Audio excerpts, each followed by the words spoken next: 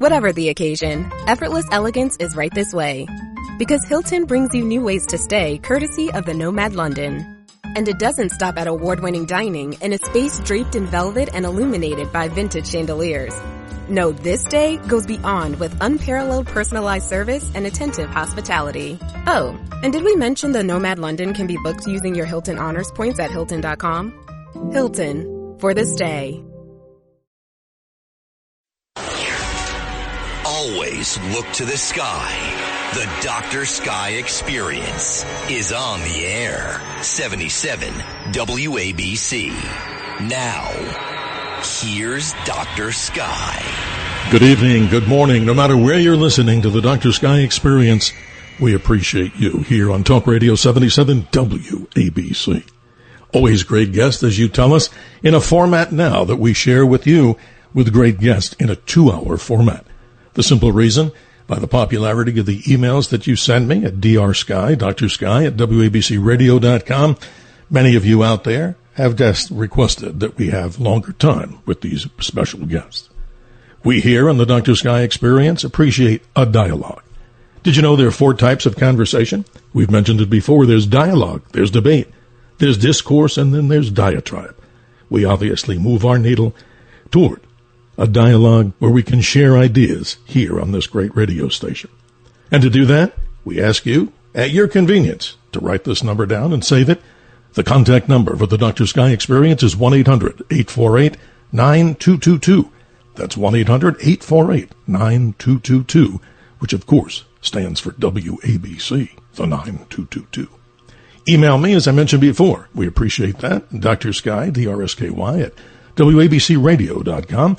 And the podcast archive available at the flagship website, wabcradio.com, and redappleaudionetworks.com. I'd be remiss if I didn't thank our navigator. He's our helmsman, Tony, navigating this powerful signal of WABC to you, the nation, the world, and I'm even sure, out into the cosmos. This one, in this particular 2-hour episode of the Dr. Sky Experience, we move more toward the realm of weather, but more specifics about climate change, the climate crisis, as many people believe out there, or is there really no such thing? Are you confused about climate science? The Green New Deal? Do you even care? What does the science say and what say you? And a recent documentary, The Planet of the Humans, directed by Jeff Gibbs, deals with the collision of the Green New Deal and many contradictions on green energy. We here may hear some excerpts during the program of some of those comments from that particular documentary that I implore you to go watch off of YouTube, entitled Planet of the Humans. As many people have said, the only thing worse than knowing the planet is on the brink of extinction is discovering, well, we put our hope for survival in illusions. Our very special guest for the next 2 hours is a gentleman I've known for many years and had him on as a guest on many programs in my past. His name is Tom Harris. He's the executive director of the International Climate Science Coalition, and his background reads like this. Since 2008, Tom Harris has been the executive director of the science-based, nonpartisan group, the International Climate Science Coalition. And for the past 3 years, he has also led the nonprofit spin-off, the International Climate Science Coalition of Canada. Until 2011, he taught a total of 1,500 students at Carleton University in the second-year Earth Science course Climate Change and Earth Sciences Perspective. Tom's basic education was in the thermofluids and energy sciences, as he has a bachelor's and master's degree in mechanical engineering. Tom has 46 years' experience working with these 2 organizations as a mechanical engineer and project manager, science and technology communications professional, and a media advisor to former opposition environment critic in Canada's federal parliament. For the past 18 years, Tom has been working intensively with a team of independent scientists and engineers to promote a sensible approach to range of energy environmental topics, climate change in particular. His main focus has been telling the public about the highly controversial science underlying the dangerous human-caused climate change hypothesis. With that, we welcome Tom Harris. Good morning, Tom. How was it this morning up in Canada? How are you this morning? Oh, pretty good. We had a thunderstorm, but it stopped, so I got my run in, and I'm all ready to talk to you. Well, on this particular show, we say hello to our friends in the north in Canada. Obviously, many interesting individuals there with many opinions. and hopefully both the United States and Canada can simply continue on the path of peace and prosperity. But Tom Harris, talk to us about this. This is very interesting because, I've had you back on a program I did years ago. We go back on our time machine to like 2017, and I always remembered you simply this. You spoke in a non-biased manner, and you were very detailed about your, answers to the questions about climate science, the climate, the weather, the new Green Deal, and all that. So tell us, how did you get started in this? I mean, I read your bio, but just as an extra introduction to the listeners here, talk a little bit about how you got to link into this particular subject. Yeah, for sure. I used to speak a lot about aerospace, and in particular exploring the solar system, because my degree was in mechanical and aerospace. And in an article that I wrote for the Ottawa Citizen, our major newspaper here in Canada's capital, I mentioned that the runaway greenhouse effect that happened on Venus could happen on the Earth if we weren't careful. Now, a local professor of geology at Carleton University, he doesn't want me to use his name because sometimes it's dangerous for these professors, but regardless, he used the article in his course. He said, yeah, it's a good article. It shows how exploring the planets allows us to better understand the Earth, but the runaway greenhouse effect that occurred on Venus is physically impossible on Earth, and he explained why. And I thought, who's this right-wing climate change denier, funded by big oil? Sure. Well, he invited me into his lab, and he showed me the history of Earth's climate, actually over the eons. And, this is interesting because geologists go back about 600 million years, more than 500 million years into the past, and they look at how carbon dioxide and temperature have changed. And the way they do that is they have various proxies, and we can talk about that later. But the interesting thing is that what I realized is that we've been fed a load of malarkey. Yes. We were always told that carbon dioxide was driving temperature. But in the geologic history of the Earth, there's no correlation. And in fact, it's interesting. The coldest period in the last 500 million years was about 440 million years ago. Some people think that during that period, the whole Earth, including the oceans, was covered with ice. Now, at that time, carbon dioxide, which is the main greenhouse gas that people are concerned about, was 10 times today's level. 10 times, 1,000%. And yet we were in one of the coldest periods. And if you look through the geologic record, what you find is that there's really no correlation. And so I started to think, geez, are there other geologists and scientists who think the same? And this professor put me in touch with many other scientists who said, the whole climate scare is based on computer models, not based on what we've seen in the actual observational evidence on the Earth. And, it's interesting, Dr. Sky, the computer models, they don't work. I mean, if you go back 30 years and you plug in the conditions that existed at that time, the temperature and, humidity, all the different parameters, and you run the models, you get about twice as much warming as actually occurred.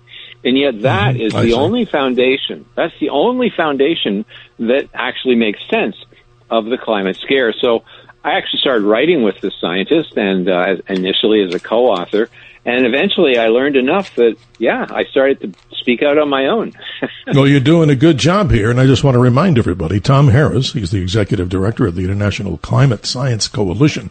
If you have a question or comment, either way on this particular subject, like I said, we like dialogue where there's a, discourse, kind of a dialogue, conversational between each and every one of us. 1-800-848-9222. We'll get into the subject in great detail here. You may be a climate change believer. You may be a denier. The subject matter here is to express with our hope that everybody out there will open their minds, and certainly we welcome that in our conversations. But it's funny you brought up the subject of the planet Venus from my astronomy background. I just wanted to highlight this, if you don't mind. You brought up a very interesting story. Let's talk about Venus just for a second here, not to diverge from the topic.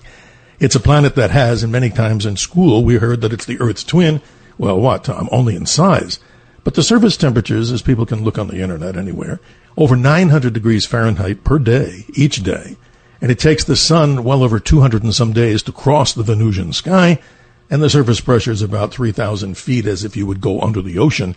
So it's an inhospitable place with a sulfuric acid atmosphere, and so many people say, as you were bringing up, oh my gosh, is this whole climate scare going to change the Earth into the Venusian type situation? Hardly, I would imagine, correct? Please continue, Tom. Well, it looks like we're going to try to reconnect with Tom. Obviously, this is something that happens in media right now. But just talking about a little bit about what we talked about before, about, the differences in Earth. The Earth has had so many different extinctions in the past, and this is very interesting. Many people out there may not realize it, but Mother Earth is a very resilient planet, but that does give us, hook, line, and sinker ability to go out there and pollute. Obviously not. So we'll get into that. Welcome back. We might have had, a solar flare or something going on in the auroras over Canada. Oh, yeah. Maybe Al Gore's people got involved. They don't want to debate us. In fact, they say there is no debate. And you'd laugh, one of our local radio stations was trying to set up a debate between me and the climate alarmists. And all of them refused, but initially Al Gore's group said, oh, yeah, sure, we'll send in a representative. And just before the debate, they got instructions from Tennessee saying, no, you are not to debate Harris, because if you do, that acknowledges that there is a debate. So their favorite trick is simply to refuse to debate, because they would lose. They would easily lose. One question I always ask these people is, I say, how much has it warmed since 1880? And that's 145 years. And they'll say, it must be 10 degrees. I say, no. According to the UN, Al Gore himself, the warming since 1880 has been 1.2 degrees. And that's such a small amount, Celsius. That's such a small amount that you wouldn't even notice it in your entire lifetime. And yet they call this an existential threat. I mean, it's just silly. And, to a large extent, I wrote an article a little while ago called, So What? Because if you actually look at all the parameters, the maximum temperature, the strongest wind, the biggest hailstone, the most extreme weather, in every case, it's like the answer is, so what? So the Earth, it's gotten 1.2 degrees warmer in 145 years. So what? The sea level's risen 7 inches in a century. So what? And I hear your passion coming through this particular microphone into the audience of Talk Radio 77 WABC, but I wanted you to take on this topic here, which is just a word, and related, of course, to your area of expertise, the word consensus. This one gets a little bit of problem with me, and I think a lot of people out there. So define that when we talk about consensus relative to the subject of climate change, or, of course, this whole thing of weather modification. Who knows what's going on? What's your response to the consensus word? Well, first of all, there is no consensus, but even if there were, it wouldn't really mean anything. I just wanted to quote two people. Albert Einstein was, in Germany when he published his first theory of relativity, and the German establishment, they hated it because relativity would threaten many of their core ideas. You bet. So they published a book called 100 Scientists Against Einstein. And so they asked him, what do you think of that? 100 scientists writing about it. And he said, well, if I was wrong, one would be enough. And so consensus doesn't really matter. In fact, what's his name? Michael Crichton. He wrote Jurassic Park, of course, and he wrote State of Fear and quite a few. Yes, he did. Mm-hmm. Yeah, and he actually said, interestingly enough, that if there were consensus, it wouldn't prove anything because science is not decided by a show of hands. And Feynman, the physicist Feynman, he said, the reason the world's most famous scientists in history are famous is because they broke with consensus. So consensus doesn't really mean anything. But we have to take a step back and say, okay, well, if there were a consensus, what does it say? Well, there's a consensus of scientists that the Earth has been warming over the last 145 years. Okay. There's a consensus that humans contribute to that warming. Okay. That's fine. I agree with that too. But the question is the warming we're causing dangerous enough to be worth trillions of dollars to be spent retooling our entire energy infrastructure? And that question is never asked of the scientists. They don't ask the key. I hear you. No, you're bringing up some very good points. And I want to mention again, The Planet of the Humans, this particular documentary that we were talking about with Jeff Gibbs before. I watched it in its entirety, and I thought it was interesting because I thought Jeff, and people obviously may not know who he is, he obviously gives, I think, a fair assessment of what people have been told about the green energy, the whole thing of this climate change. And he goes on to explain in detail, without spoiling the whole opportunity for people to watch it, is that everything that they're talking about is not necessarily so dependent like wind and solar. He goes back and even shows what, Tom? An incident where they're doing this big public event saying it's run 100% by solar, which was an absolute lie, because he went backstage and finds out that a good portion of that, event was run by diesel-powered generators. I thought that was incredible. Yeah, right. And it's funny because the electric power charging stations for EVs are frequently run by diesel generators. Like, it'd be much more efficient to just have a diesel car than to use diesel fuel to make electricity, then put it into an electric car and drive the electric car. I mean, it's more efficient to just use the diesel. And we find that in the case of EVs, I mean, that's a really interesting one. We put out a book here, and it's on our website, the Canadian website. It's icsc-canada.com.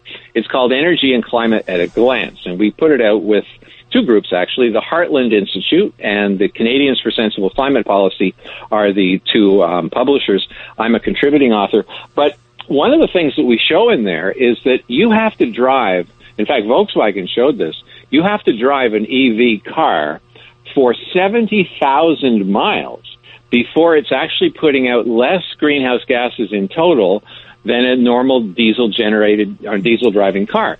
Totally amazing. Because the main reason is because when you make a normal car, you can use normal materials. You don't have to get all these exotic materials, mined in the Congo deep underground with children pulling cobalt out for, breathing radioactive dust and, cave vents and all that sort of thing. And you don't have Tom Harris, you're lighting up the phone lines as we would expect here. And let's go to the callers because I'm sure this is their show as we talk about here on Talk Radio 77 WABC. We go for dialogue. And in going in dialogue, let's say good morning to Sherry in the beautiful region of Canada in Ontario. Good morning, Sherry. You're on with our good friend Tom Harris. Hi, this is Sherilyn. Oh, Sherilyn, excuse me. Sherilyn, that's okay. My issue with the climate thing is not that I don't see it happening with all the fires and such. Is just like he said, nobody's saying what they're going to do for the grid. I mean, they're talking about putting all these electric cars out there and everything. And in fact, about 2 months ago, we had this huge ice storm, which this gentleman you're with probably remembers. We lost power here for 6 days. I lost everything in 2 fridges. In fact, that's why I have a Generac getting put in July. They're going to put a Generac on my house because I don't want to go through that again. And the thing is, they're not saying what to do. We had 15 lines go down up the end of our road here, and so it took hydro 6 days to get everything done. And even my husband worked at Darlington Nuclear Plant, and they're talking about enhancing that plant. It takes years to upgrade these nuclear plants, even though we have a few. Well, Sherry, you're so right, and not to cut you short, I wanted to make a quick comment here. You're so smart. We also have in our home a Generac, and not to do a commercial for them. Obviously, that's something that people should look at to be prepared. But let's go to Tom's response here from what you're talking about, Sherry. Sorry you suffered the loss of the power through an ice storm, but Tom, I think she brings up some very interesting points here. Yeah, exactly. The electric vehicles use a huge amount of electricity, and in fact, the head of Toyota told the government of Japan that if they moved over to EVs, the power grid would go down because they simply don't have enough power, and I mean, the ideal in their mind is that they use wind and solar power to charge up batteries and then they can charge up cars. But it doesn't really make any sense because, first of all, as we said earlier, you don't actually save on greenhouse gases. But our electrical grids would have to be multiplied by 300%. I mean, the amount of extra electricity is just incredible. And, of course, in Ontario, especially where I'm from and Charlene's from, it's too cold. I mean, these cars have a massive reduction in range when it's cold, And so unless you want to drive around with your heater off, never turn on your car ahead of time, And then, of course, then there's the fire issue. I mean, absolutely, that's another big thing. The lithium, the lithium-ion batteries are obviously bad. But Sherry, you get the last word if you want to respond back. And we appreciate you calling the Dr. Sky Experience. Yeah, there's your comment? actually insurance companies that will not insure you if you put an electric car in your garage. Ah, wow. And you have to put it in the garage because it has to be warm or you can't start it. So basically it means you can't use your electric vehicle all winter. That's interesting. Sherry, thank you so much for calling. I hope you'll be part of our show as we talk about these great topics to open our minds. Let's say good morning to Christine in Manhattan. I appreciate you and your comment to our special guest, Tom Harris. Hi, thank you very much. Can you hear me? I can. You're crackling up a little bit there, but go right ahead, please. No, I was reading about this stuff since I was a little kid. And you're absolutely right, but I called because I heard something terrifying earlier this evening. John Catsimatidis is John very Catsimatidis, yes. Mm-hmm. Yeah. They're putting up some massive crane paid for and brought in by the Netherlands off the coast of Long Island, I think he said it was. It's going to plunge 4 times a minute, 200 feet into the ocean floor.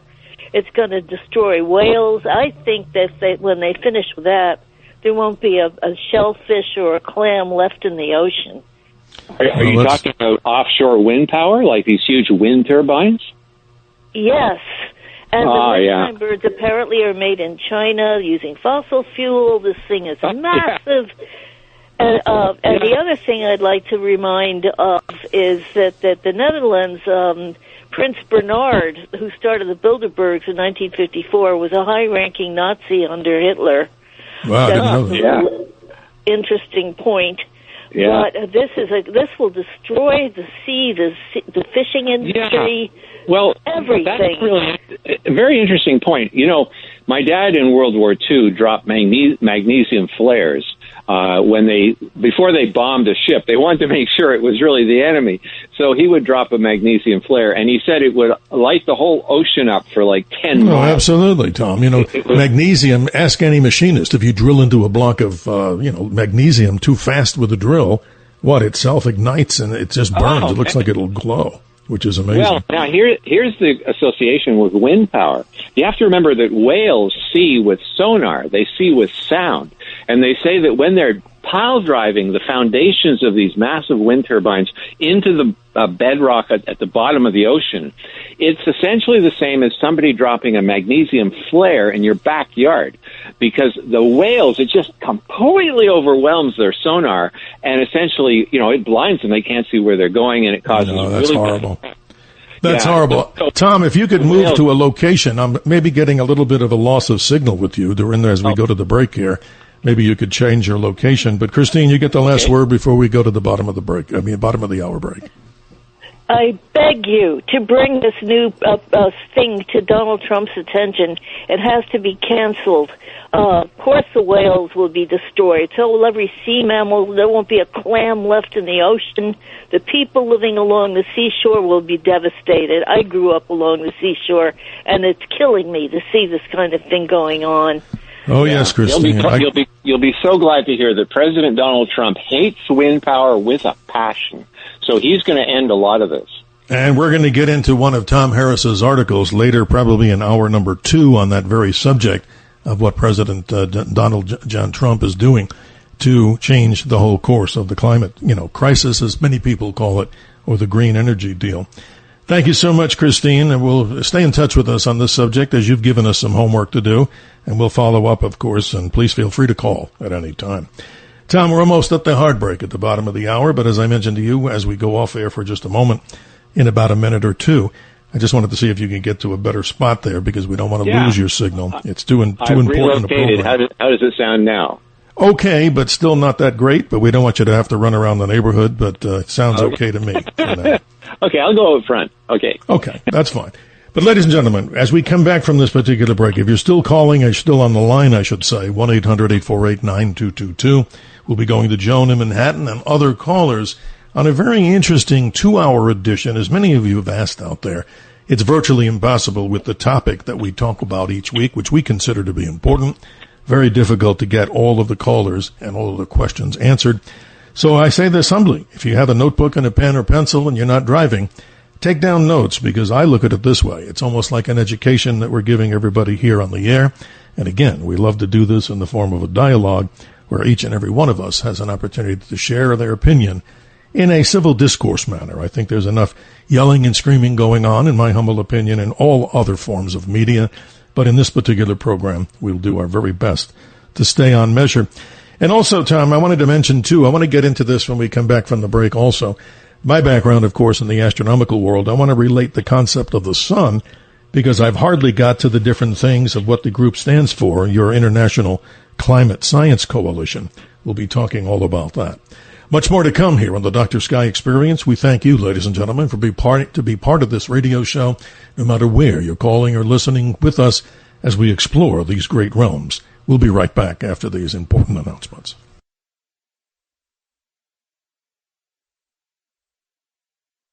The Dr. Sky Experience is on the air. 77 WABC. Now, here's Dr. Sky.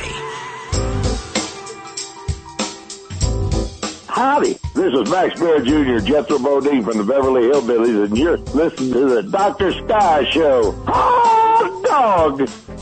The greatest hoax, I think, has been around for many, many years, if not hundreds of years, and has been this hoax on the environment and global warming. A comment from former Congressman Ron Paul. And the opposite side of the equation states this: multiple sets of independent observations find a human footprint and fingerprint on climate change. 32 minutes after the hour, our special guest for the 2-hour edition of the Dr. Sky Experience, Tom Harris. He's the executive director of the International Climate Science Coalition. Welcome back. I hope, Tom, you're in a much better and more favorable broadcast location. We'll know in just a second. How are you? Yes, I'm outside, right. Actually. How's that sound? Well, I hope it's good. Hopefully no auroral activity. But let's go to the callers. That's what makes this show, I think, so important and profound. Let's say good morning to Joan in Manhattan. She's been patiently waiting. Your question to Tom Harris or comment. Okay, I'm sorry, Joan. You'll have to call back. Let's go to Libby in New Jersey. Good morning, Libby. You're on the air with Tom Harris. Good evening. My background is in physics, astrophysics, and the earth sciences. Over timescales of millions of years, the climate of the planet is determined by plate tectonics.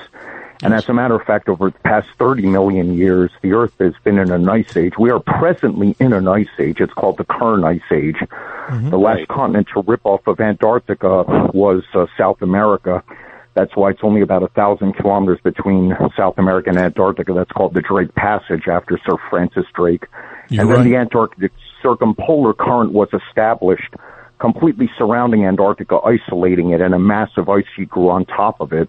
And the northern ice cap is over Greenland. There's this misconception the Earth has always had ice caps.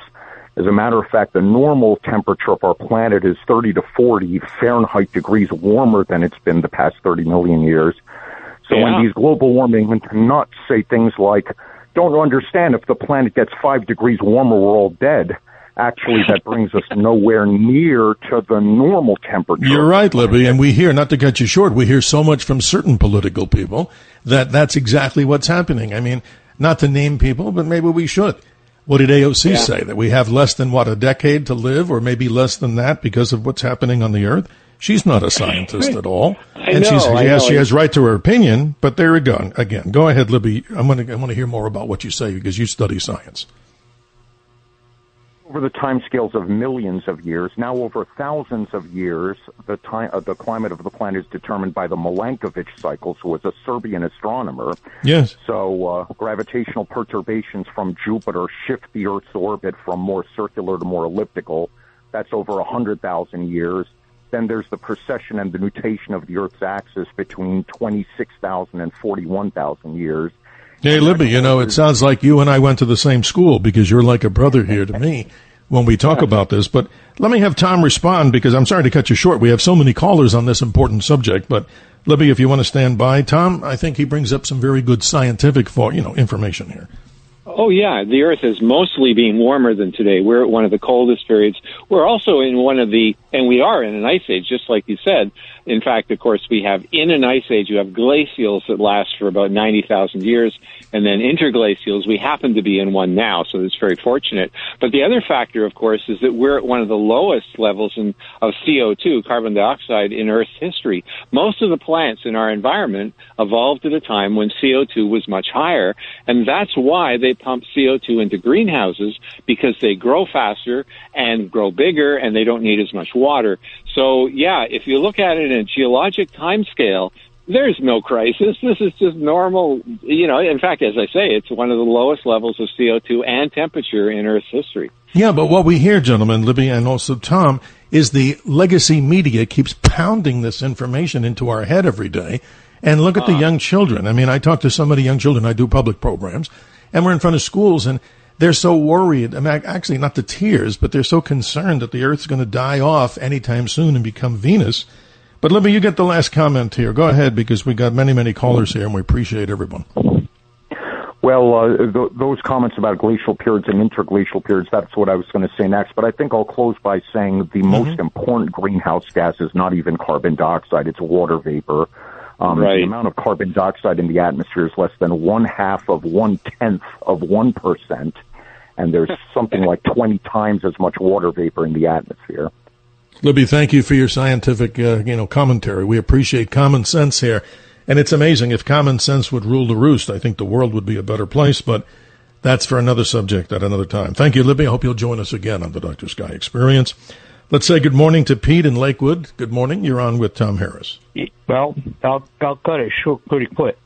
There's a book by a Canadian author named, the title of the book is an answer to the other book, Inconvenient Truth. This is called Inconvenient Facts.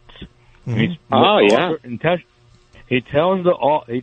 spelled the word facts, F-A-C-T-X or F-A-C-X. Right. And it says exactly what that other gentleman just said. And we're in a period of modern minimum. I'm 77 years old. When I went to school, they pushed global cooling. Then they pushed global warming in middle 1970s.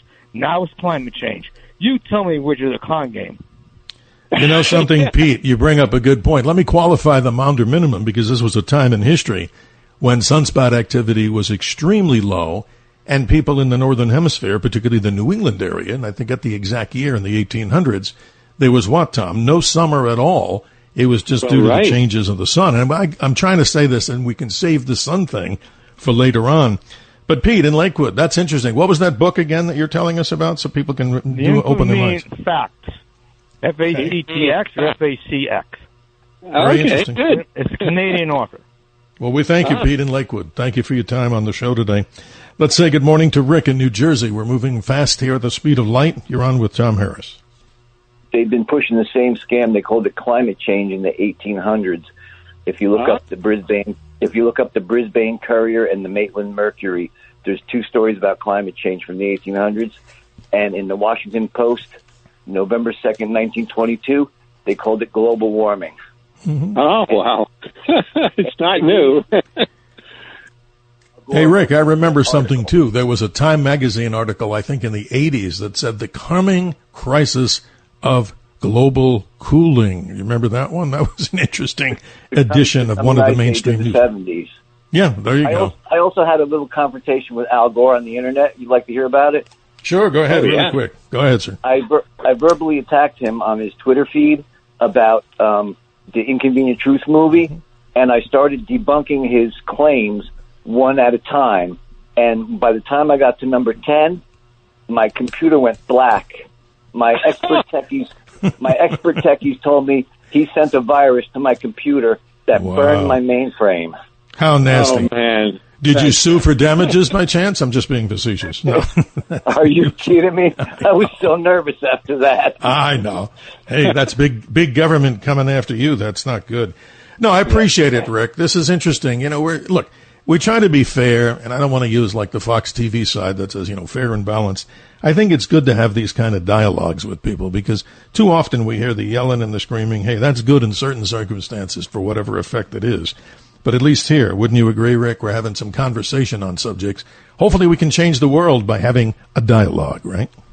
Yes, we got to enlighten the young people so they're not afraid to have children. There's one other thing. That's a big point. That's an important point. Apparently, according to Vogue magazine, it's interesting. They had a headline that having a child is the greatest act of environmental terrorism that you can take part in. Oh, come on. Really? I'm not kidding. And there are groups, for example, there's a group called the Voluntary Human Extinction Movement, and they advocate that nobody have children and that the human race gradually dies out. So if you take it to an extreme, you're right. People don't have kids. This is bad news. Rick, you get the last word. We appreciate your call. I also wanted to mention, you guys were talking before, I think you were talking about maybe the late Ordovician epoch. Yes. And I have the Scottish burner graph, and it looks like it was 4,000 parts, and it went up to about 7,000 parts per million while we went into an ice age. Like for millions of years, temperatures just dropped like a stone.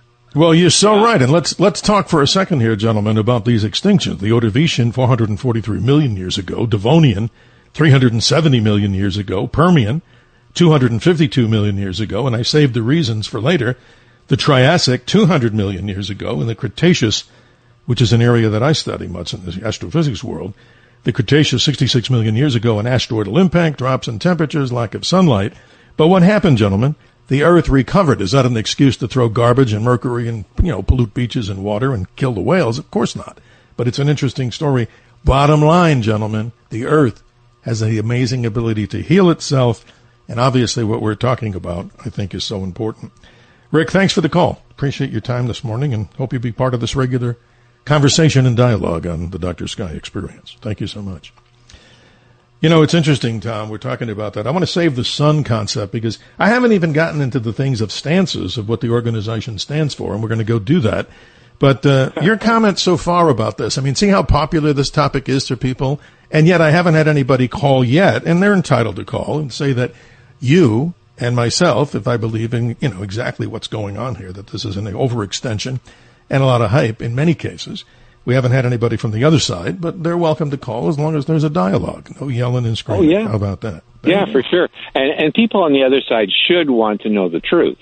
Unless they have vested interests like they're selling wind and solar power. Dr. Sky, right now across the world, over $3 billion US a day is being spent on climate finance. And most of that is going to wind and solar power. So, yeah, there's huge vested interests out there. But, we don't have any. We're specifically trying to find out what's true. In fact, we are not conservative or liberal. We're nonpartisan. And when people ask me, they say, are you left or right? I say, I'm left, right, center. It depends on the issue. Absolutely. And so, yeah. One of my sisters is a strong socialist, but she knows the climate scare is ridiculous and hurting the very people that she stands up for, which is the poor. Because, of course, if you believe the climate scare, then we have to stop using our least expensive form of energy, and electricity prices go through the roof, and that hurts the poor more than anybody. So, yeah, you're right. If you're left wing, you should hate the climate scare for all kinds of reasons. That's just one. You bring up good points. We're almost up at the break here, but I want to encourage people to take a look at the YouTube video. I believe it's still there. Planet of the Humans, a documentary by Jeff Gibbs.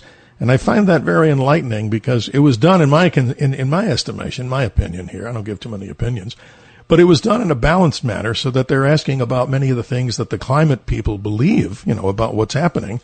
And he digs deeper into saying, wait a minute, you're talking about hydrogen cars. Where do you get that? You're talking about these other sustainable forms of energy. And they're also saying, well, even solar, it's only good when the sun is out. So what do you do to supply all the needs? That and much more with our special guest, Tom Harris, as we continue to move through time and space here. Tom Harris, he's the executive director of the International Climate Science Coalition.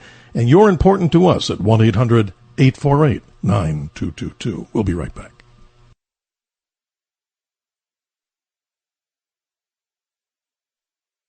The Dr. Sky Experience is on the air. 77 WABC. Now, here's Dr. Sky. Hi, this is Chubby Checker, and you're listening to the Dr. Sky Show. Stay there and get an experience in science. Keep your eyes on the skies. There is no consensus in the scientific community that global warming is getting worse or that it is man-made. Another quote from former Congressman Ron Paul.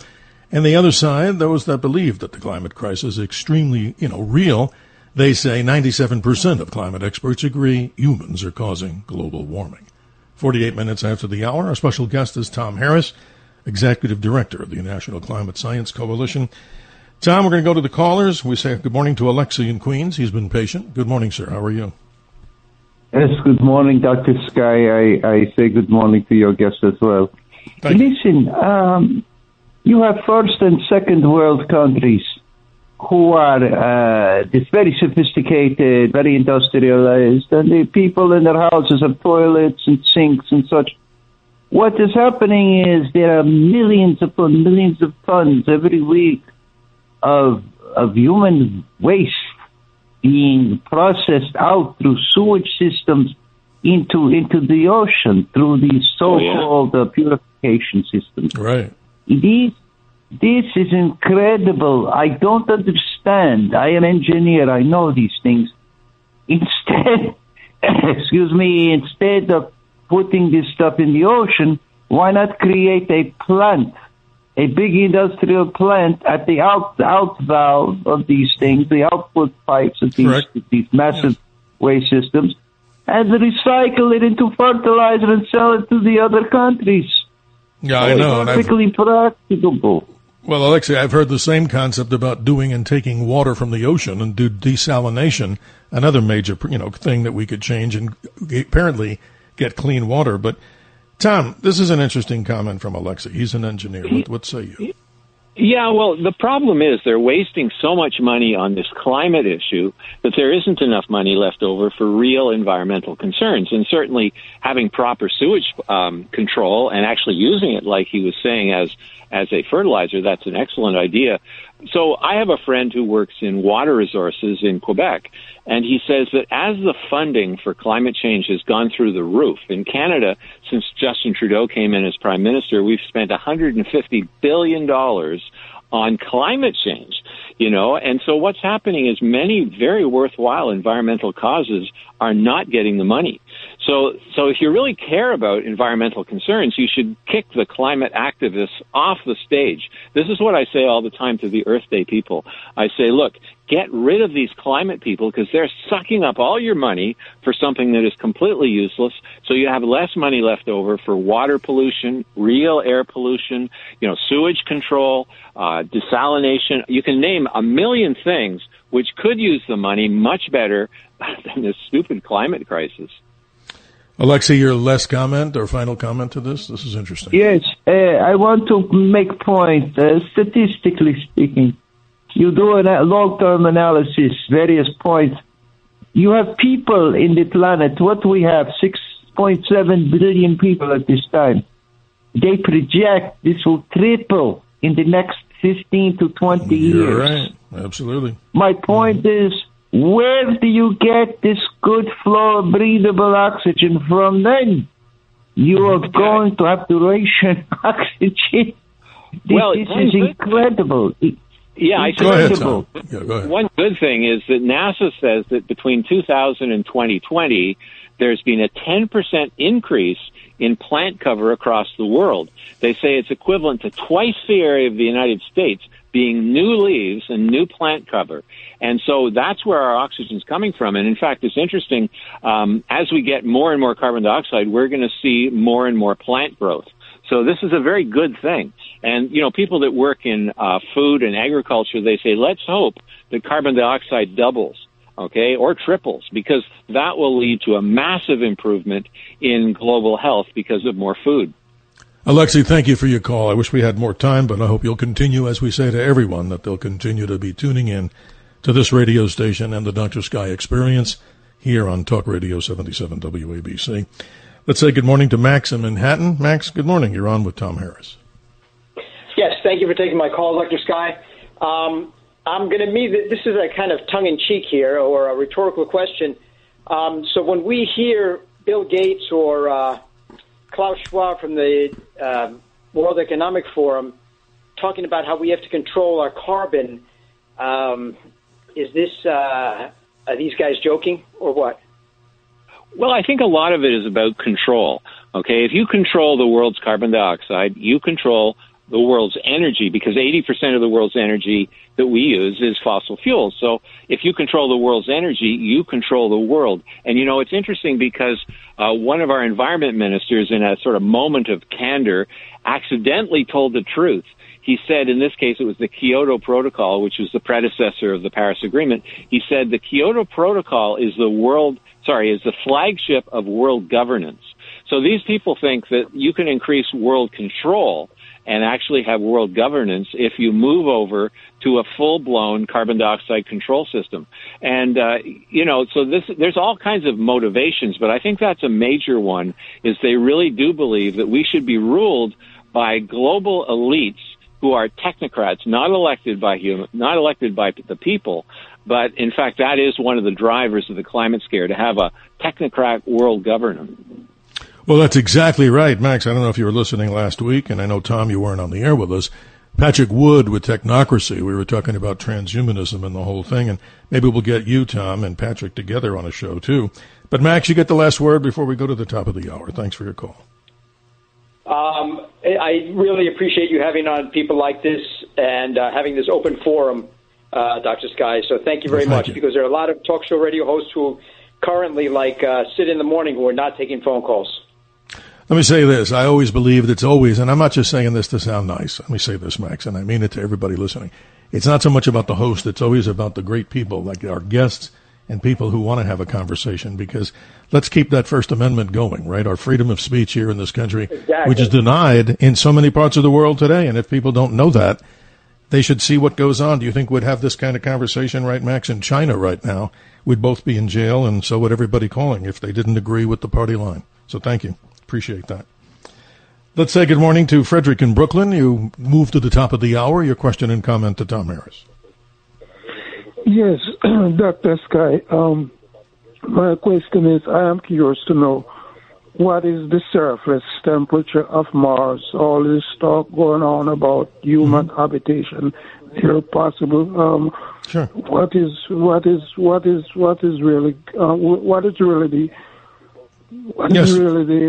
the surface temperature there? Well, here we go. I mean, Tom can go on the side of the Earth, but I'll just give you. Let me just mention, Tom, real quick, to what Frederick is asking. The surface temperature by the Perseverance rover varies. So, Frederick, in the daytime, right now, it can go up to about 13 degrees or 15 degrees Fahrenheit, and at night, it can drop to as low as maybe 135 below zero Fahrenheit. That's incredibly low, but that's Mars. And if we're ever going to habitate Mars, not to take away from Tom here, it's a very inhospitable place, too. It's a carbon dioxide-based atmosphere. And as much as we love carbon dioxide in our atmosphere, as many people hate it, that's interesting. But, Tom, describe the other side of the coin that Frederick's talking about. Yeah, well, the atmosphere, of course, of Mars is very, very thin. It's only about 1% the atmosphere of Earth. So at night, and Mars has, days and night like we do on Earth, it gives off all of its heat. It can't hold the heat at all. So you have massive variations in temperature. I've actually seen, Dr. Sky, some measurements from spacecraft in summer at the equator where it's even gone up to 70 degrees Fahrenheit. You're right. Absolutely. Yeah. Frederick, that's an important thing. It's been as high as 70 degrees Fahrenheit, which is an anomaly, but it's nothing like the Earth, right? Yeah.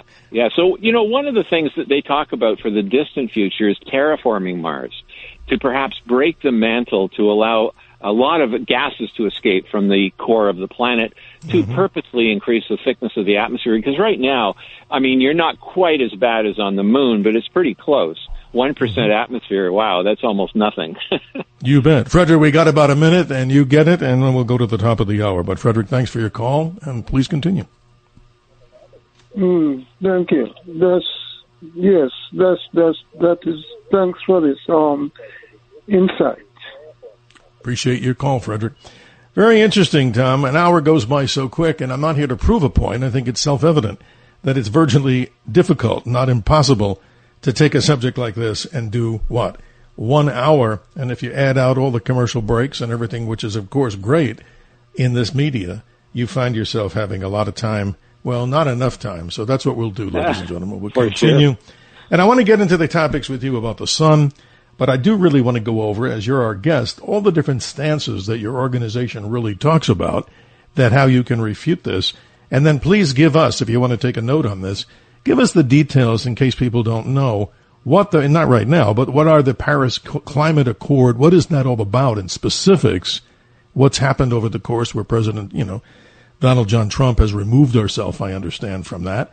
And then let's talk about what the green energy goals really are so people understand where your organization, fits in all this. So many fascinating things to talk about, but you sound to me, Tom, like you're in a better location, and we appreciate it greatly. Oh, I'm sitting outside. I just hope your nuclear-powered phone continues to work as good as it is. But, ladies and gentlemen, that wraps up hour number 1. Stay with us on the other side for more of the Dr. Sky Experience.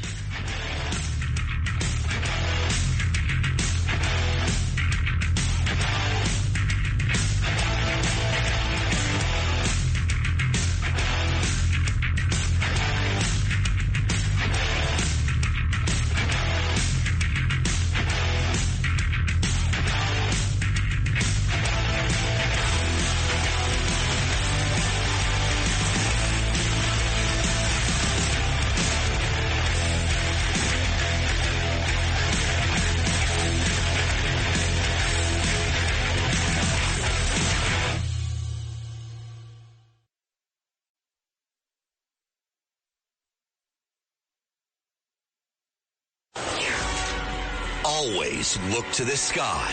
The Dr. Sky Experience is on the air. 77 WABC. Now, here's Dr. Sky. At 6 minutes after the hour, welcome once again to hour number 2 of the Dr. Sky Experience. We love dialogue, and the number to get in touch with us for that type of dialogue where we share ideas and opinions, 1-800-848-9222. That's 1-800-848-9222. And you know, the 9222 simply stands for what? WABC. Email me at drsky, Dr. Sky at WABC Radio, and our podcast archive, WABCRadio.com and RedAppleAudioNetworks.com. I'd be remiss if I didn't thank our helmsman. He's navigating this powerful starship, as we like to call it, an energy ball unto itself, WABC. To you, the nation, the world, and I'm sure the cosmos. Tom Harris is the Executive Director of the International Climate Science Coalition. He's joined us in the first hour and continues. But, Tom, I want to correct myself on something. If I do make a little mistake here, but it's not a bad one, I imagine. The current temperatures on Mars, according to the Perseverance rover at Gale Crater, and I'm reading this, on the planet Mars, the day is 37 minutes longer than an Earth day. On Sol 4553, that's how many days the rover's been there. Here were the temperatures. A high temperature on the date of the 28th of May. Get a load of this, minus 20 degrees Fahrenheit. And a low temperature at night, a balmy 112 degrees Fahrenheit, below zero. How about below that? Zero? Wow. Isn't that crazy? Yeah, so living on Mars is not going to be very pleasant at first, that's for sure. You know, it's interesting. Difficult. Kim Stanley Robinson, he's a science fiction writer. He has a trilogy, Red Mars, Green Mars, Blue Mars, and he talks in the Red Mars as to what Mars is going to be like when we first live there. And I'll tell you, the psychological hazard of living on Mars is going to be huge when you're 7 months away from the Earth. But regardless, they terraform Mars and eventually, you know, make it green and then eventually have oceans and stuff. That's a very worthwhile series to read because the first, you know, there's no sort of glamour in living on Mars when it's the red Mars. It's pretty awful. Right, and we should appreciate the planet that we have with 7-point-something billion souls running around. We always say this. Why can't we simply, right, Tom? Simply just get along. But with that, let's go to the callers, many of them from hour number 1, and we welcome new ones on the subject matter as we're talking about with you, about the climate and some other ideas about the climate that maybe mainstream or legacy media doesn't want to share. We say good morning to Dave in Lockport, New York, right up there near Buffalo, New York. Good morning. How are you? Good morning, Steve. Good morning, Tom. I have a couple of points. Good morning. I'm 74, and I believe for over 60 years that hydrogen is the nearly perfect fuel, and there are many ways of getting hydrogen, but they have developed a fuel cell that will separate the hydrogen from the carbon in hydrocarbons, so the petroleum industry can't be upset about it because it'll still be using petroleum if we do it that way. The other thing is I do not understand for the life of me all these people about their Green New Deal and the EVs and all that. Now, electric vehicles are great. I believe a hybrid is probably the perfect solution. But if we use a combination of the EV and, say, a Briggs motor with a little generator, that would increase the range and all that, you know. But I don't understand why we don't have solar panels. They had the EV mandates. They wanted electric vehicles. Why isn't every electric vehicle mandated to have solar panels on the roof? No Interesting question there, Dave. I wanted to let Tom respond here because we got a full board of callers, but I appreciate I know. I want you both to respond. Hey, go ahead. Yeah, well, go ahead, Tom. Yeah, for sure. I mean, you would get a little bit of electricity. It's not very much. You know, I have a 102-pound lithium battery that my daughter bought, and I have 2 solar panels, each of them, let's see, about 4 feet by 3 feet, 2 of those, and it takes 2 days to charge up the battery. So you could cover the roof of your electric vehicle with solar panels. There's no problem. I mean, it costs a lot, but the amount of electricity you would get would be nowhere near enough to drive your car. It would help charge the battery slightly, But the amount of electricity you get from these panels is actually very small. I mean, typically like a square yard, you might be able to power a light bulb. That's about it. So, we're not talking about huge amounts of electricity. The trouble is, of course, we simply are not very efficient at transferring electricity or transferring energy from solar energy to electricity. I mean, we should study. I think that, wind power is pretty well at its technological peak. I mean, we're not going to see much improvement in that. But if we can figure out how photosynthesis really works, we have potential to get a lot more energy out of the sun. So, I mean, solar power has a huge future ahead as we learn more. But you're not going to get much running your car with solar panels. Dave, your response back? I didn't expect to get a lot of power out of it, but when you park your car in a parking lot, you live in the southern states, say it's runs all the time, it'll supplement charging your car. So, it's free energy. Well, it's free and not free because, of course, you have to make the solar panels and you have to dispose of them later. It's interesting. There's a line across North America, and above that line, things like solar power, at least the photovoltaic, in other words, active solar power, it is negative on net. They call it negative on net. What is it called? Negative on net energy. That's right. N-O-N-E. And the bottom line is that in those cases, it takes more energy to make the solar panel, to clean it and maintain it and eventually dispose of it than it gives it in its entire lifetime. So, if you don't mind spending the money for solar panels, great, go ahead. But the trouble is they want to run our society on it, which is completely insane. Well, Dave, I want to bring up a subject and have Tom respond on this because this is a good education for everybody. And through the video that I was talking about, what video from YouTube, Planet of the Humans, by the director Jeff Gibbs. This is interesting. I didn't realize this. Solar panels require a manufacturing process of sand and quartz. There's a lot of sand out there, but you have to mine all the quartz. So isn't that interesting, Dave? This is a very interesting thing. We have to use these resources to get something that doesn't last forever and gives us minimalist in the way of output. But I think that as far as the EVs, there should be a combination of capacitors and batteries so you can get a quick charge. Yeah. And I still believe hydrogen is the power of the future. And, I know that it was suppressed by the petroleum industry for so long, but now we have, fuel cells that will separate the hydrogen from the carbon in the hydrocarbons. So we can still use gasoline. Well, Dave, we don't normally give out homework here on the Dr. Sky Experience, but Dave, if you'll take me up on this, go ahead, and our homework in a friendly way is for everybody listening. Take a look at that documentary on YouTube, Planet of the Humans. That goes into something you're talking about, Dave, about hydrogen and some of the issues that are related there. Dave, thanks for the call. Appreciate you being part of our program here, and I hope you'll be calling. Dr. Sky, can I just explain one thing? Hydrogen is an energy currency. Hydrogen's an energy currency. In other words, it's a way to actually move energy around. It's like electricity. You don't actually, hydrogen has to be produced somehow, and typically you reform natural gas, but you can also strip it away from water with hydrolysis. So hydrogen is not really an energy solution. It's an energy currency, how you can move energy around. You still have to get it somehow, which means typically using natural gas, by the way. That's what I was saying, Dave, if you're still with us. Take a look, that particular video, and everybody listening.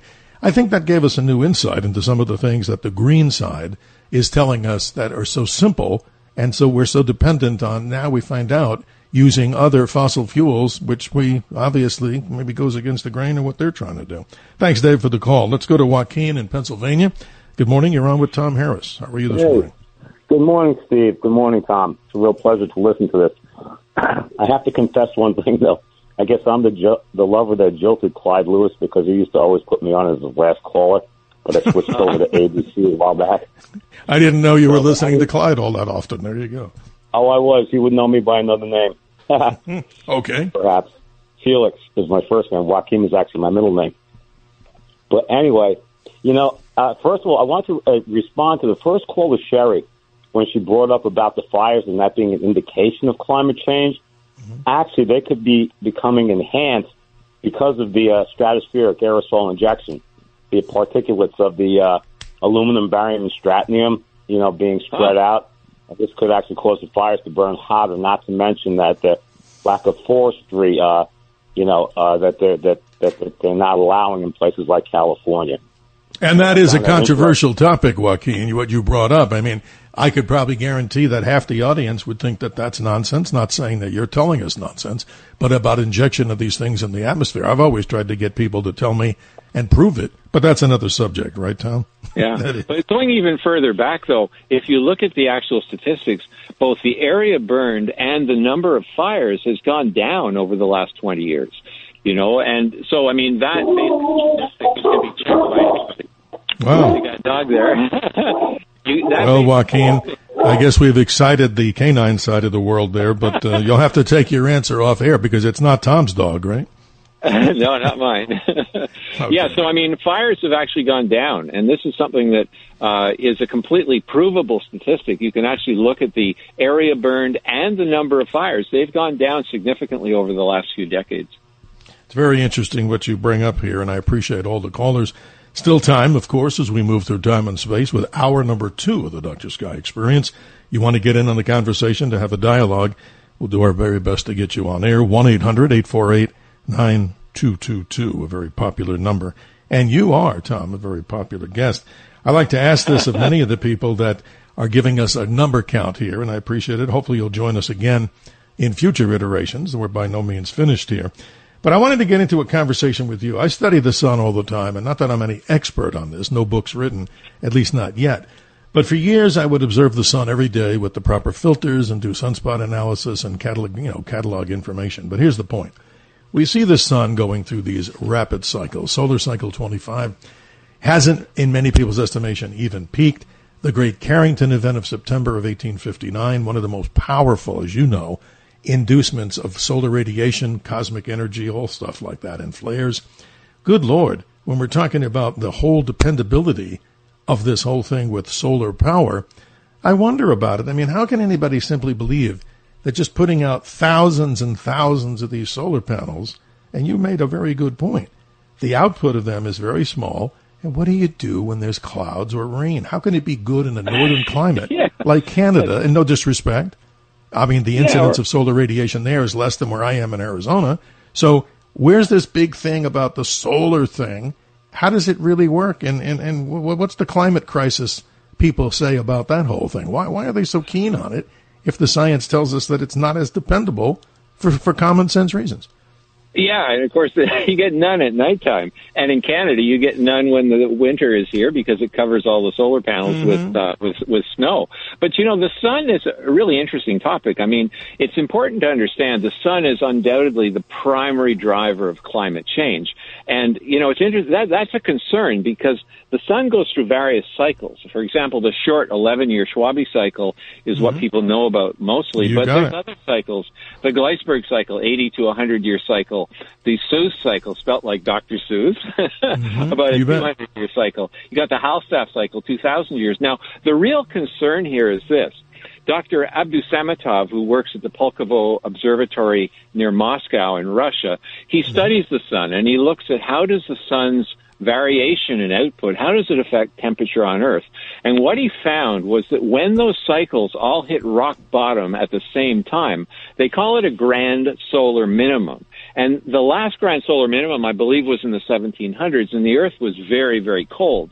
In fact, it was so cold that the Thames River in London froze 3 feet thick. They had frost fairs with oxen on the ice, and of course it never freezes now. Now, the real concern is Dr. Abdusamatov says that by around 2060, we will experience another grand solar minimum. So he says, look, we should be planning for cooling, and very serious cooling, because it's much more dangerous. If you look across the world and you look at different reports, for example, out of the Lancet, which is a medical journal out of the UK, they find 20 times more people die due to the cold than due to the heat. So we've got this in store for us, and Dr. Abdusamatov and other scientists, interestingly, from the eastern countries, from Russia and those countries, they actually do study the sun, and they say we would be smart to be preparing for global cooling, because that will come. Tom, you're right, because let's go into the astrophysics side of it. If you look at the sun, it's spectral class. Now, for everybody listening, we don't want to do a whole, seminar on this, but to get right to the point, the sun is listed as a spectral class D, which stands for dwarf. Now, some may take exception to that. G spectral class 2 on the scale. Now, why am I even telling you this? It's because the sun intrinsically is a variable star. So obviously out there, everybody listening, meaning the constancy of energy from the sun is in a variability period, which you talked about very correctly, Tom, all these different changes.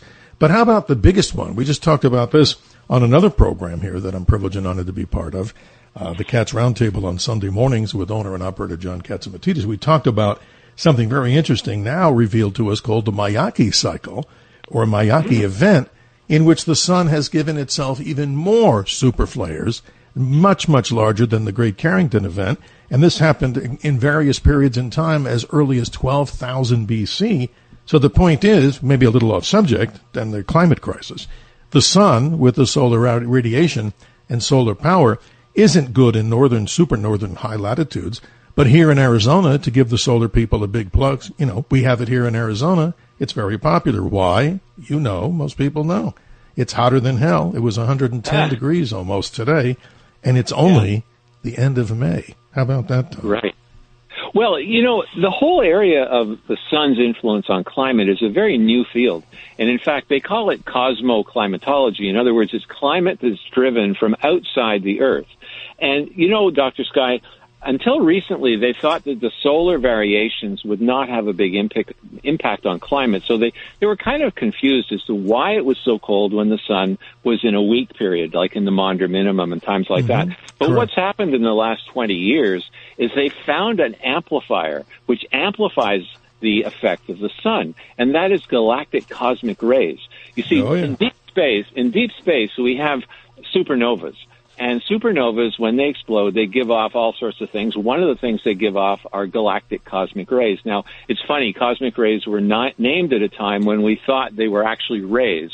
It turns out they're particles. But regardless, when a supernova goes off, it bathes the whole part of the Milky Way galaxy nearby with galactic cosmic rays. And when they come into our atmosphere, what we find is that they cause clouds.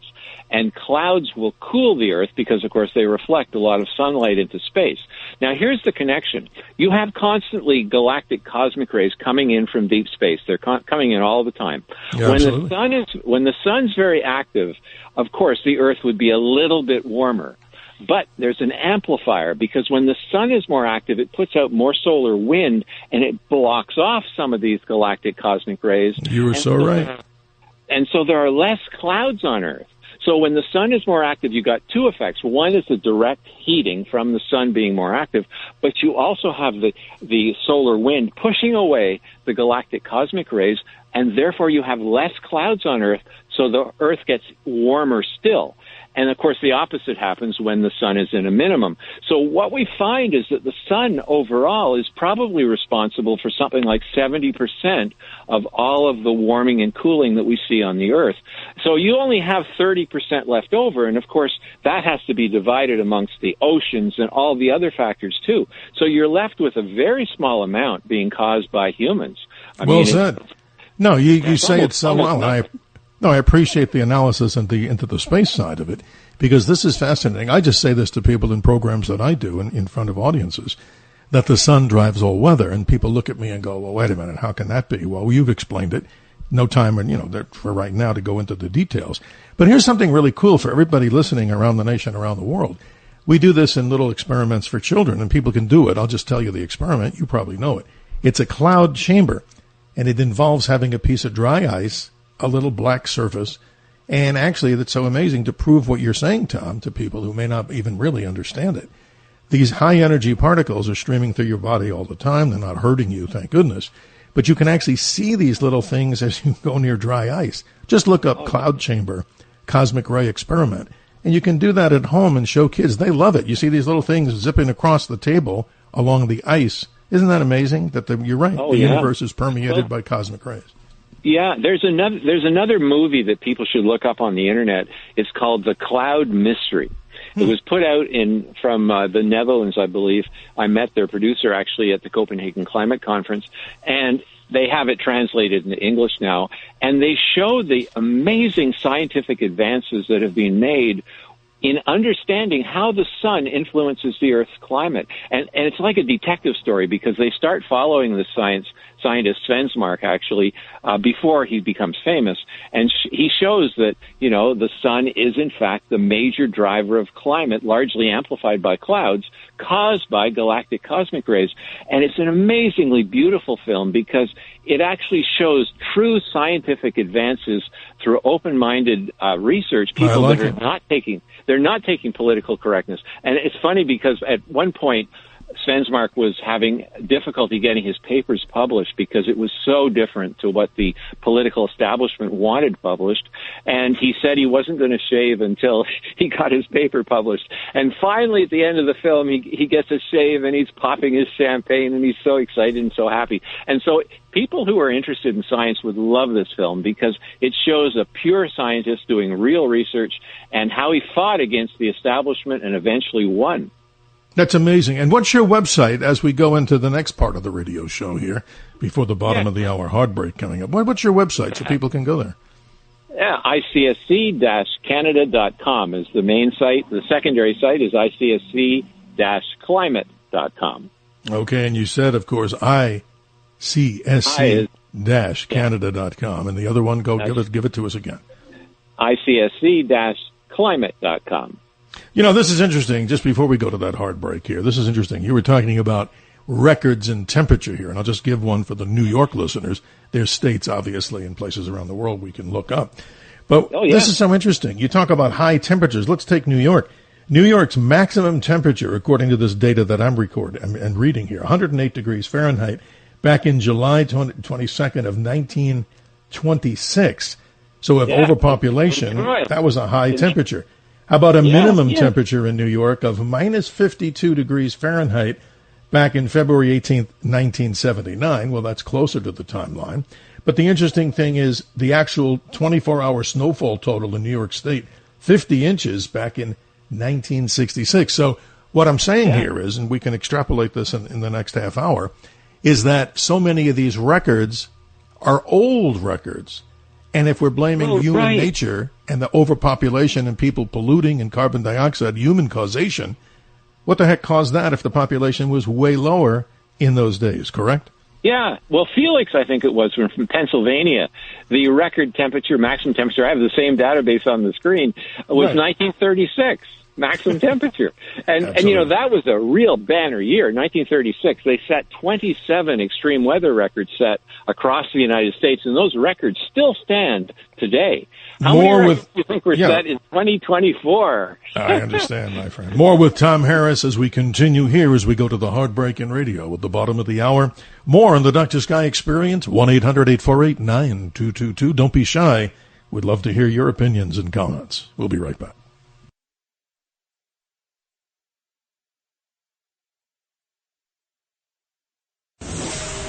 Dr. Sky Experience is on the air.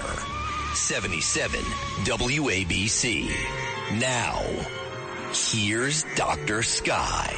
Hi, this is Shirley McLean. I am having a wonderful time talking to Dr. Sky. Since I've spent a lot of my time looking up, I love to discuss what is underneath. And always remember to keep your eyes to the sky. 33 minutes after the hour, a good advice from Shirley MacLaine, great Academy Award-winning actress, a good friend as we continue to talk through time and space. Tom Harris, as you've been listening to us, I'm sure if you're just joining us, he's the executive director of the International Climate Science Coalition.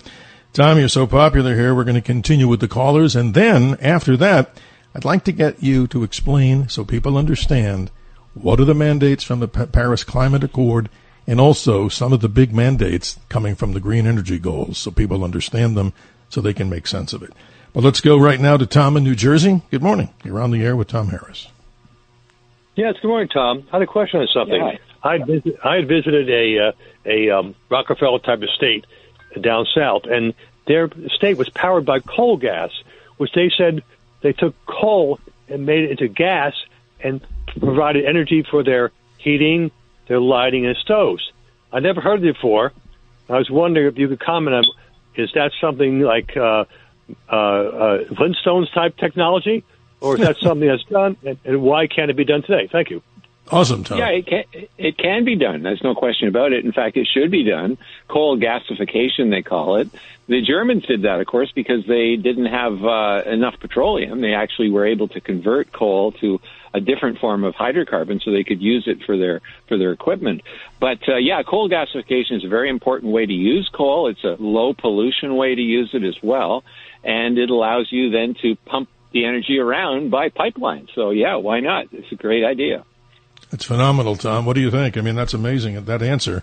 It's always good to be in the know on these subjects. Your last comment, if you're with us? Did buildings actually have like little minor reactors which they produce this? So could a apartment complex actually have a coal gasification facility provide?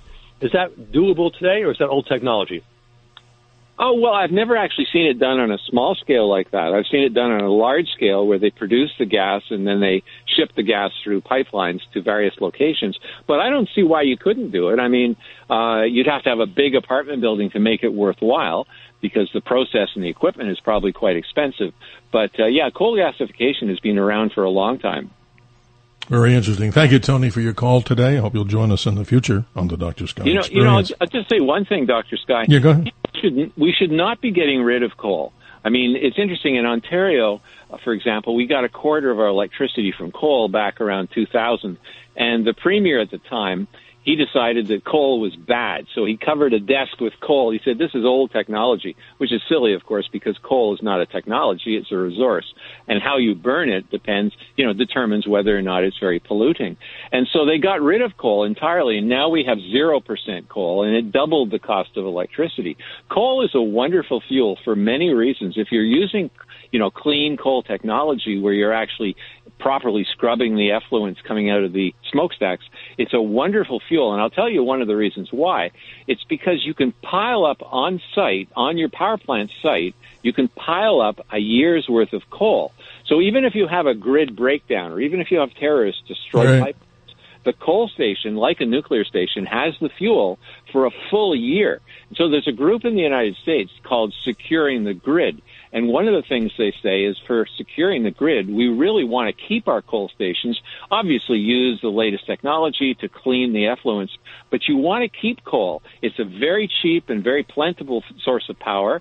The United States has more coal than, you're the Saudi Arabia of the world's coal. You have more coal than anybody. I was down in Pikeville in Kentucky, and I mean, that's a wonderful location down there for coal. And don't get rid of coal. Just use the latest pollution control device. Well said, Tom. The power and the signal here, the incredible signal 77 WABC reaches far and wide. We go out to the state of Arizona, my home state, and welcome Tony. You're on a conversation with Tom Harris. Good morning. Yeah, thank you, Steve. Thank you, Tom, for coming on the show here at the Dr. Sky Experience. Just a couple of things. I agree with Steve, too, about how the sun drives all weather. And looking at it on a very large macro scale, like an Earth size and a sun size, way of looking at it. Now, the sun puts out, as you said, it generates a constant heat. But, I mean, how constant is that heat? I mean, I'm sure we have satellites out there that measure the direct sunlight and the heat wave coming off it. Correct. But is there ever, a sign that the sun is possibly swelling up or bulging a little bit at times? I mean, we might not notice it per se as far as size looking at the sun, because I don't really know how you could really measure it in a precise way because of the way it moves around on itself. Does it ever swell up to where it would get heat coming towards us at a greater intensity? And also, with the coronal ejections coming off of the flares that have the ropes that snap off, and you have the ejections that come sailing either next to the Earth or striking the Earth, history back when those telephone poles caught on fire, or telegraph poles caught on fire, that was somewhat of a direct hit. You bet. Is there any debris left over, like what a comet tail that we keep going through, showing signs that it keeps coming into the Earth's atmosphere striking the Earth in one direction, and then how far do those coronal mass ejections go? Do they slow down and then start coming back to the sun? You've asked a lot of things here, Tony. Let Tom go first because I want to add to this. But Tom, you're our guest, and take it away with Tony's comments and observations. Yeah, well, the sun is a pretty stable star. I mean, even the Schwabe cycle, the variation in total solar incidence, radiation coming into the Earth only varies by about 0.1%, and that's why the UN, for example, says that the variation in the sun because of the various cycles is insignificant. But, of course, they're not counting the secondary amplifier, which we were talking about earlier, which is the cosmic rays and how they actually amplify the warming and cooling effect on the Earth. But I don't know how far they go out into space, the coronal mass ejections. I know that, the sun causes what's called solar weather. We actually have weather in the atmosphere that's variable, and it's largely electromagnetic, of course.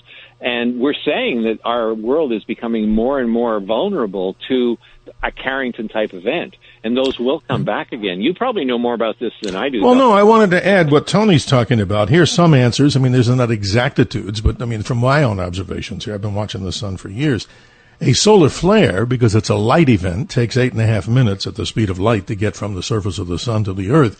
But the CMEs, the coronal mass ejections, they vary in their time to get to us, and that speed time is sometimes 13 to 17 hours. Now, one of these large prominences, I have the solar telescope when I watch the sun on a regular basis, and I can still see I didn't go blind. It's a very unique type of thing that blocks out the regular disk of the sun. But Tony and Tom, the response that I would give back on this about how far they reach, the actual event, that big prominence that comes off the side of the sun that you see like a big loop, thank goodness, doesn't actually strike the Earth. What we have to watch out for is the CME energy, because it's mostly protons that are striking the Earth. And, of course, the weak spots in the Earth's magnetic field are the poles, which induce this great experience called the auroras, both northern borealis and southern australis. But that's an interesting story unto itself. But, both Tom and I agree, and Tony, I know I'm sure you appreciate this, that the sun is a living being, so to speak, and it takes one light particle, this is interesting, coming from the nuclear core of the sun, about 1 million years just to get to the surface. And gentlemen, and ladies and gentlemen, thank goodness it's expected to last for another 4.5 billion years. Thank you, Tony, for your call. Very enlightening that we're getting these kind of comments. This is amazing, Tom. Great stuff. Great subject here. But in the few minutes before the break here, about 3 or 4, can you give us a summary so people understand just what the Paris Climate Accord stands for? What's their goal that so many nations have signed on to? So people understand this. They may be confused or befuddled by that. I was until I read it. Yeah, well, it's interesting. The Paris Agreement is just the latest version of the UN climate treaties. The whole thing started in 1992 when the first George Bush and our Prime Minister Mulroney agreed to what's called the United Nations Framework Convention on Climate Change. I mean, that is the foundation document, 1992. It's called the UNFCCC. And that document actually governs all the other ones that come from it, and the Kyoto Protocol, the Cancun Agreements, and, of course, the Paris Agreements. They come out of that. And so it's kind of interesting, and this is something people have got to understand, because a lot of people will look at the Paris Agreement and they'll say, well, China has to cap its emissions at 2030. They agreed to stop increasing emissions at 2030. Right now, China puts out twice the emissions of the United States. But in 1992, China was still considered a developing country, and so it became classified under the Framework Convention as a developing country. Now, here's the key point. Article 4 in the Framework Convention on Climate Change, which doesn't apply to us, it applies to developing countries, which strangely still includes China. It says that the first and overriding priority of developing countries is poverty alleviation and development, okay? Not greenhouse gas reduction. And so what's going to happen around 2030 is people are going to say, look, the Paris Agreement says you, China, are supposed to cap your emissions in 2030. What's going on? You're building more and more coal stations. You're now triple the United States in output. And China's going to say, no.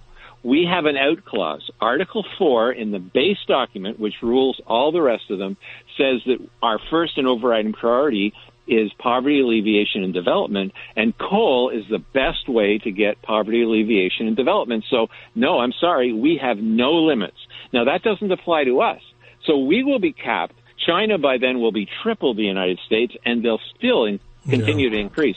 And, you know, Dr. Sky, stop me if the commercial's coming, but it was funny because in 2014, just before the Paris Agreement was passed, they were still negotiating it, the Chinese ambassador, the Chinese negotiator, was cornered at the UN Conference of the Parties, and they asked them about this. You know, what's this? You know, China is considered still a developing country. You know, are you going to renegotiate this or whatever? And well, we'll have to continue, Tom. Sorry to cut you short, but you gave the heads up on this. We're up against the break here. But, ladies and gentlemen, when we come back with Tom Harris, I want him a new article that he's written entitled Trump Doubles Down on Killing the Climate Scare and Its Destructive Consequences. We'll come back with him, our special guest, Tom Harris. Still some time if you want to jump in on the line, 1-800-848-9222. We appreciate you, ladies and gentlemen, here on the Dr. Sky Experience. Each program, as I said before, is there to open our minds and explore options in what we call a dialogue between you and I. We'll be right back.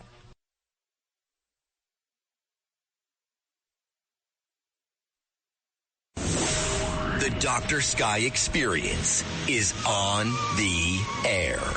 77 WABC. Now, here's Dr. Sky. Hi, this is Bill Mooney from Lost in Space and Babylon 5, The Twilight Zone, etc. But what's more important than that is you're listening to the Dr. Sky Show. And that's a good thing, a real good thing. 47 minutes after the hour, we move to the top of the hour. Our special guest, Tom Harris, one who I'm sure he's agreed to come back, and we certainly want him, and I hope you do too, ladies and gentlemen. He's the executive director of the International Climate Science Coalition. Let's talk about your article, because you do write extensively. I'll give the name of the article again, the title, Trump Doubles Down on Killing the Climate Scare and Its Destructive Consequences. Where do you write, and how do people get in touch with you in these different, blogs that you do in the writing? And then talk about this, because the president has taken many executive actions to at least neutralize some of these things in the so-called climate scare. Yeah, sure. I write an article every week for AmericaOutloud.news, which is a very prominent station coming out of Florida mainly. But, it's interesting. We get about 50,000 readers per article. We also run a radio show called The Other Side of the Story. Wow. That's a unique name. I like that. Yeah, we like that because, of course, that's what we want to hear. We want to hear all points of view, and you get inundated with the woke, politically correct stuff from mainstream media. So, yeah, let's hear the other side, because people might change their point of view like my sister did. And we bring in guests, and we have a 53-minute show, and people can see that also on AmericaOutloud.news. So, if people check that out and you click on podcasts, you can see my show there along with Todd Royal. He's my co-host. And the most recent article that was just published specifically was on how the Trump administration has done some pretty amazing things during the spring of this year, mainly boosting fossil fuels instead of green energy, which, of course, as you know, is not green at all. And they've done some pretty awesome things. One of the things they did is they're keeping open some of these coal-fired power stations that were supposed to be closed because of climate change concerns. They forced, for example, the J.H. Campbell coal plant in Michigan to stay open many months, and I hope it'll be many years, beyond its, scheduled closing date, because they're going to have big electricity shortfalls in the Midwest. The other thing Trump has done, and this is where I really object to mainstream media coverage of his activities, they say he's against science, he's anti-science. Well, he signed an executive order called Restoring the Gold Standard in Science just a few days ago, May 23rd of this year. Yes. And it requires federal agencies to follow stricter standards for scientific integrity. So they have to release their data. They actually have to show us why they think certain things are dangerous and, the kind of tests that were done. And I'll give you a really good example of why that's important. For battery energy storage systems, there's a new technology called LFP, which is lithium iron phosphate. And the statement is that they are safer, okay, because they have to be hotter before they ignite.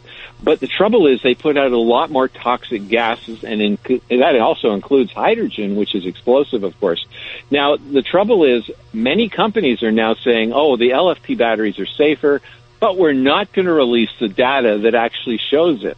So what Trump is saying, this is restoring gold standard science, is that whenever there are federally funded studies, they must release the data.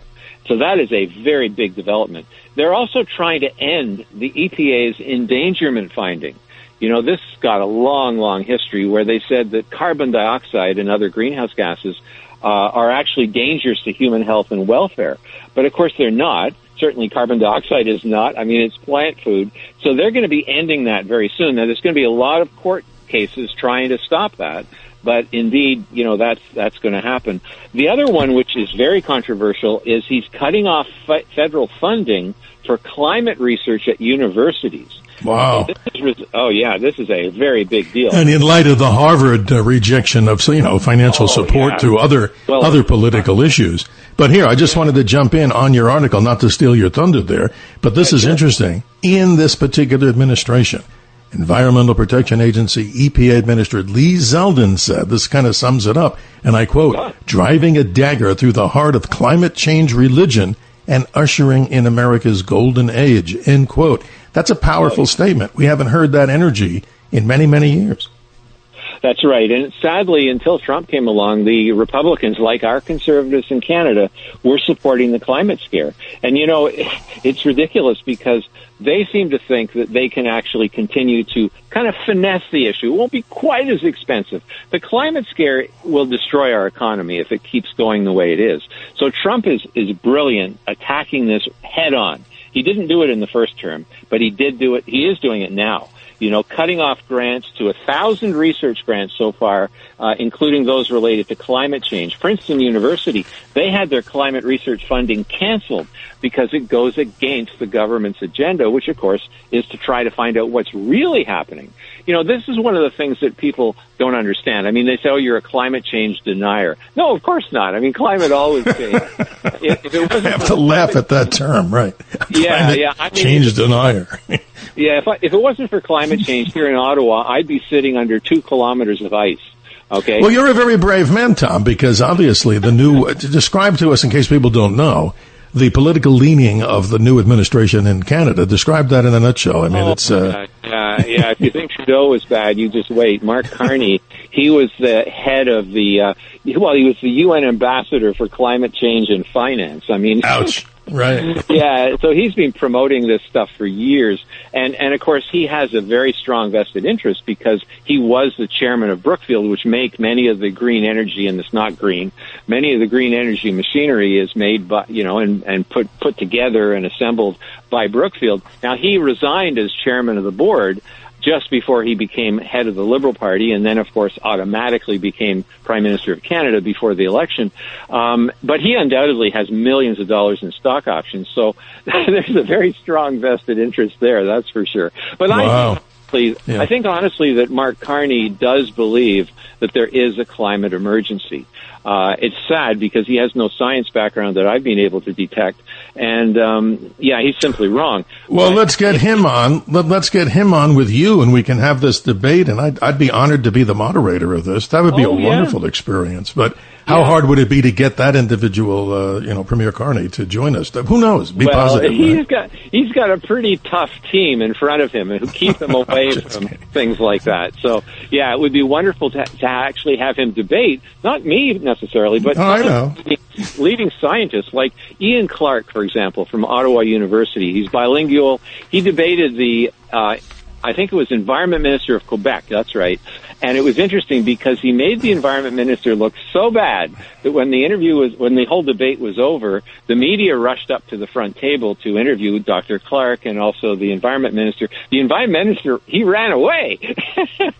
Because he'd been shown that he doesn't know what he's talking about. And that's the case with most of these politicians. They don't really know what they're talking about. Tom, your energy is coming through loud and clear, but we're going to have to wrap it up here in just a couple of minutes. But I wanted to mention, not to plagiarize your article on the air here, but I just wanted to make some, powerful statements, and we'll do this in the future, I'm sure. Ending the electric vehicle mandate, overturning California's electric EV mandate, obviously Trump's executive order declaring a national energy emergency, terminate the federal EV tax credit by December 31st, 2025. Oh, yeah. This will eliminate a significant incentive for consumers to buy electric vehicles. In other words, nobody should be forced to have to buy a certain type of car because of a government mandate. Your choice should be yours. We appreciate you, but tell us again, Tom. I'd like to have you back. I've said it many times, and based by popularity of the number of people calling, we know the topic is hot, and we want to continue. So what's your website, and how do people get in touch with you? I appreciate your time. Yeah, sure. The best way to go is our primary website, which is ICSC-Canada.com. That's the one we're doing most on right now. ICSC-Climate.com is mainly focused on other countries, but in there you can see the contact coordinates, my phone number, and my email. I'd be very happy to answer people. I get several hundred emails a day, so I'll bet you do, right? I might not answer within hours, but I will answer during the week sometime. Well, what's good about you, Tom, is that apparently no solar flare. We had a little bit of a disruption there, not your fault or any of our, one illustrious communication side, and Tony, of course, doing his thing, being our navigator here and the helmsman. But that's interesting, this whole subject, the green energy goals, and I'm just reading this, lower, obviously, the carbon footprint, net zero emissions by 2050, 100% carbon-free electric by 2035, and 80% renewable energy by the year 2035.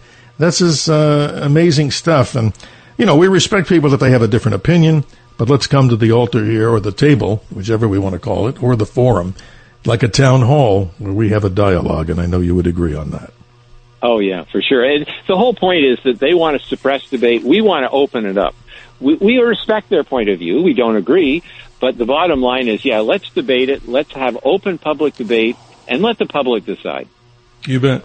Tom Harris, Executive Director, International Climate Science Coalition, a friend of the show, and we'll have you back as time comes up and see how we can work this out.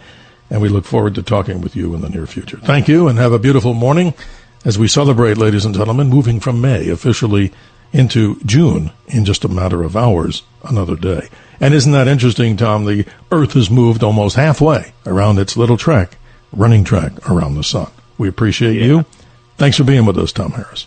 Thank you. Okay, thank you. My pleasure. And don't forget, Saturday, our extended hours, ladies and gentlemen. Interesting information here. We move to the realm of aviation with an aviation expert on something you probably don't know about the great story of the Zeppelins, manufactured in the 1920s in Germany and also for America's military. With our special guest, we'll be talking with him and a person who goes into the history books, Ugo Echner, a gentleman who flew the Graf Zeppelin around the world. Imagine seeing an 800-foot airship and the Hindenburg. What happened to that back on May 6, 1937, in Lakehurst, New Jersey? An amazing airship filled, unfortunately, with the number one element, hydrogen, which is very flammable. And then in our second hour, we have an interview with a former congressman, Mr. Rooney, talking about the Vatican. He was the ambassador to the Holy See, talking about the new Pope and talking about the observatory, a great observatory, the Vatican Observatory, and how science and the Catholic Church have bonded together for many years, things that you may not know. We appreciate your time, and most of course, we appreciate Tony, our helmsman, navigating this powerful signal of WABC to you, the nation, the world, and the cosmos. Clear skies and good health. We'll see you soon.